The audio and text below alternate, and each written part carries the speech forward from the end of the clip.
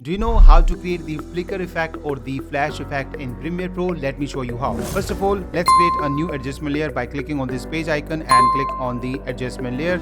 Press OK, and thereafter just go to the effects panel and find the video transition. Under video transition, you will see dip to white. Right click and select it, that's selected as default transition, and thereafter just go to the project panel, drop this adjustment layer over your clip and then make it smaller, something like this, and then press Ctrl D Command D, and that would apply the default transition to this. And if you just play it, you can see it creates the effects, but right now it has two transition. It has been applied in the beginning and in the end, so we'll just drag this to something like this. So we'll make it smaller, and now if we just play it, you can see the flicker effect is created. Now press Alt or Option and then just drag this to create multiple copies, so you can place it anywhere you want.